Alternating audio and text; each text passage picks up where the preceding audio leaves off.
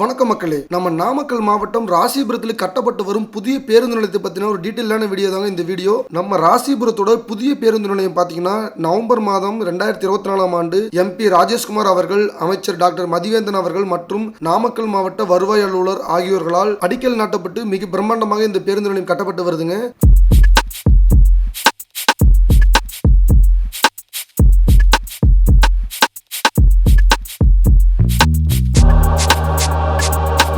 நம்ம ராசிபுரத்தோட புதிய பேருந்து நிலையம் எங்கே லொக்கேட்டாக இருக்குது அப்படின்னு பார்த்தீங்கன்னா, ஆண்டலூர் கேட்லேருந்து நாமக்கல் போகிற வழியில் பாவை உமன்ஸ் கல்லூரிக்கு பக்கத்தில் இருக்க ஒரு மேம்பாலம் இருக்குங்க. அந்த மேம்பாலத்திலிருந்து முன்னாடியே பார்த்தீங்கன்னா ஒரு 1/2 கிலோமீட்டரில் நம்ம நியூ பஸ் ஸ்டாண்டுக்கு போகிறதுக்கான வழி இருக்குங்க.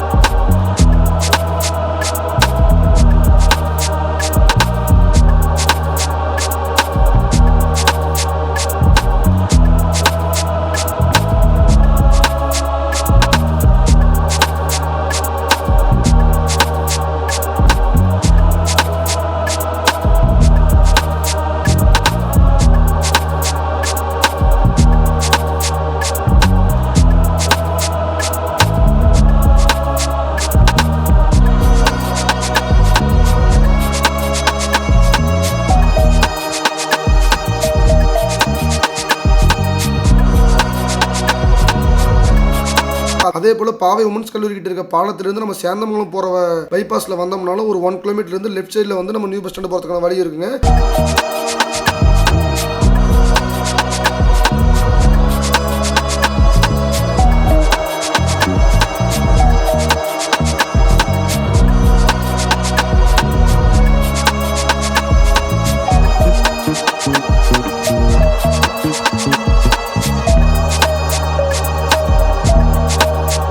இந்த பாலத்துக்கு மிக அருகிலே தான் நம்ம ராசிபுரத்தோட நியூ ஜிஹெச்சும் மிக பிரம்மாண்டமாக கட்டிட்டு இருக்காங்க. இந்த வீடியோவை பார்க்கும்போதே உங்களுக்கு தெரியும்.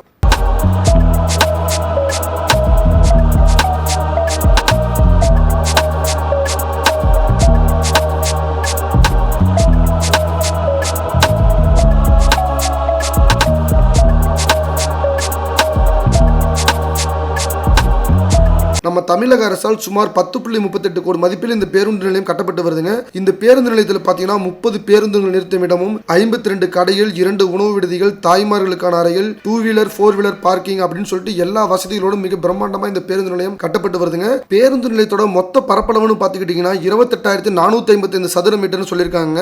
இந்த வீடியோவில் பார்க்கும்போதே தெரியுது மக்களே, நம்ம ராசிபுரம் நியூ பஸ் ஸ்டாண்ட்ல இருந்து சேலம் பைபாஸ் ரோட்டுக்கான வேலைகள், அதுக்கப்புறம் பார்த்தீங்கன்னா நம்ம சேந்தமங்கலம் பெரிய ரோடு இருக்கு இல்லைங்களா, அந்த ரோட்டுக்கான போகிறதான ரோடுகள்லாம் வந்து ஓரளவுக்கு வேலைகள்லாம் கம்ப்ளீட் ஆயிடுச்சு. நம்ம புதிய பேருந்து நிலையம் பார்த்தீங்கன்னா கூடிய சீக்கிரமாகவே எல்லா வேலைகளும் முடிவடைந்து மக்கள் பயன்பாட்டிற்கு தமிழக அரசால் திறந்து வைக்கப்படும் என்று எதிர்பார்க்குதுங்க.